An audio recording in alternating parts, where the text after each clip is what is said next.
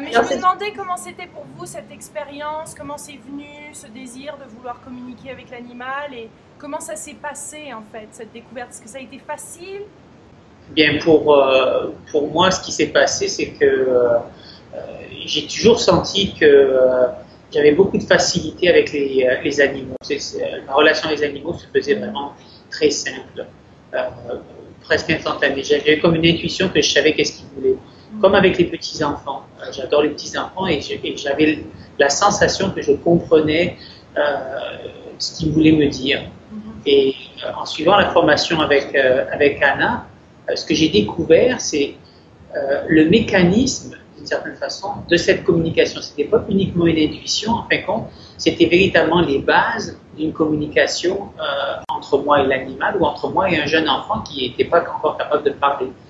Et l'avantage de la méthode de Anna, c'est de faire passer ce mode de communication purement intuitif et aléatoire à quelque chose de conscient. C'est-à-dire que maintenant, quand je souhaite parler à un animal, attirer son attention, que je souhaite parler à un jeune enfant, j'utilise la méthode d'Anna en me relaxant, en clarifiant mon esprit et en m'ouvrant à la communication avec l'animal et en lui envoyant un message, en lâchant mon attention pour vraiment être réceptif à ce qui se passe, donner le libre arbitre à l'animal d'intervenir et laisser venir l'information qui vient et faire vraiment confiance à ce qui se passe au niveau très intuitif. C'est un intuitif fin à l'intérieur, il y a des messages, il y a des mots, il y a des images, il y a des sensations.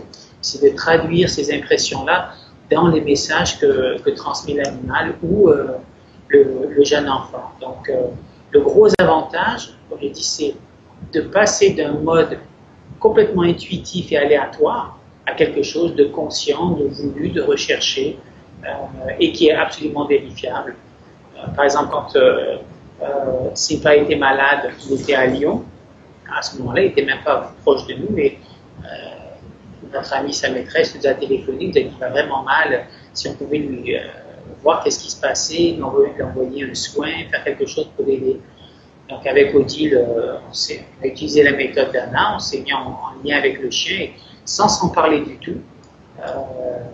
On a chacun fait notre communication, et après ça, on a comparé qu'est-ce qui s'était passé. Voilà, vous avez ressenti le chien nous a envoyé exactement la même information qu'on a pu transmettre à sa maîtresse, qui a pu vérifier qu'effectivement le chien souffrait de cet espace-là, de cette type de douleur-là. Donc c'est vraiment absolument étonnant.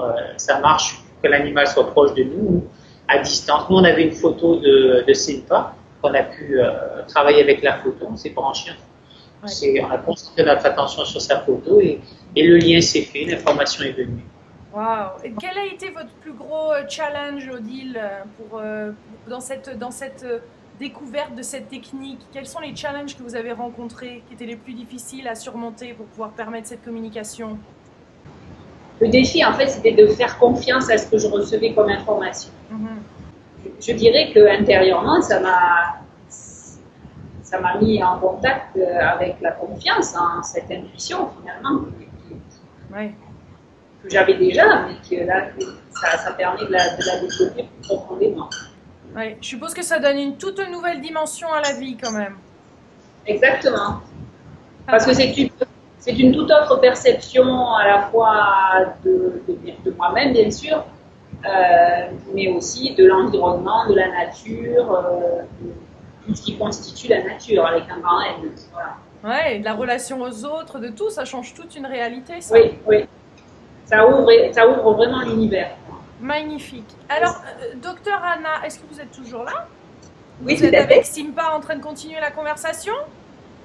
Non, je lui demande simplement de faire attention avec son jouet parce que ça fait un petit bruit. Oui, mais c'est mignon. Est-ce que vous auriez un dernier message à nous faire passer, à communiquer aux personnes qui regardent par rapport à la communication intuitive avec les animaux? Je crois que le message qui est important, c'est qu'il existe beaucoup de plans dans la nature, beaucoup de choses auxquelles nous pouvons accéder si nous le souhaitons, si nous nous ouvrons un petit peu. Et dans cette communication avec les animaux, il peut y avoir beaucoup d'applications pratiques et de changements au quotidien que nous pouvons vérifier avec le comportement de notre animal. Ce sont des applications qui vont concerner par exemple les cavaliers, qui vont concerner les personnes qui dressent les chiens pour les accompagnent les aveugles, etc., etc. Ces applications sont importantes à la fois pour nous dans la relation que nous avons avec les animaux et aussi pour les animaux parce que ça leur donne la possibilité de se sentir compris.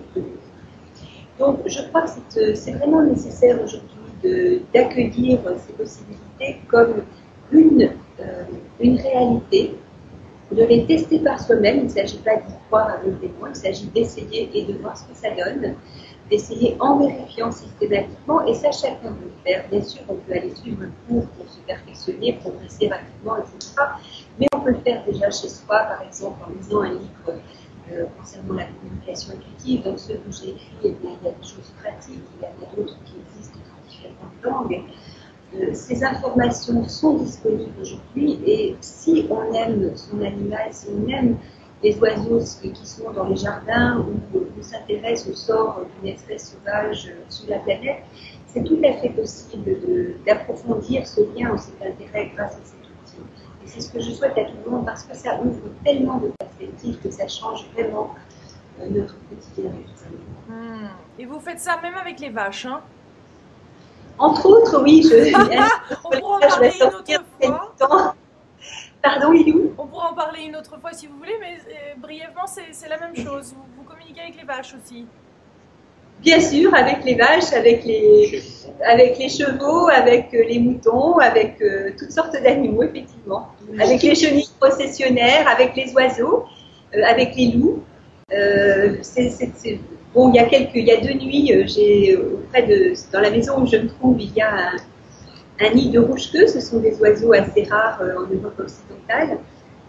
Et ces oiseaux, les oisillons arrivaient au stade où ils allaient quitter le nid. Et la maman, j'ai installé une communication avec elle. Elle me prévenait quand ça se passait mal, puisqu'il y a 2 chats sous le nid en train d'attendre que les oisillons rattrapent leur vol. Et donc, on a réussi à en sauver 2 fois des griffes du chat parce que la maman était en contact avec moi. Elle m'a même réveillée une nuit, vers 5 heures du matin. Il faisait déjà jour, mais pour moi, c'était encore la nuit, pour me dire que ce qu'on a fait me retrouver. Je suis allée tout de suite et ça a permis, j'espère, de donner la survie, de prolonger la vie de ce petit jeune qui démarrait mal sinon. Mais alors, ça peut poser un autre problème. Ça, il faut pouvoir enlever ses antennes aussi, parce que si vous réveille à tout moment de la nuit pour vous délivrer des messages, vous ne vivez plus.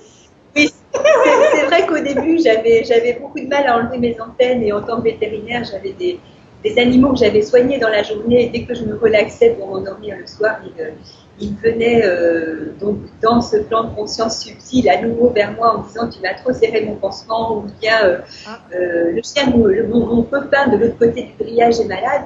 Et il a fallu que je mette un petit peu le haut là parce que moi, je n'arrivais plus à dormir et à avoir une vie privée.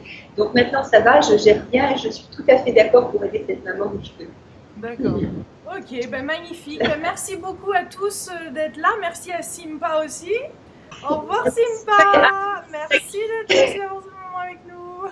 Il est adorable. Merci beaucoup. Merci beaucoup, Lilou.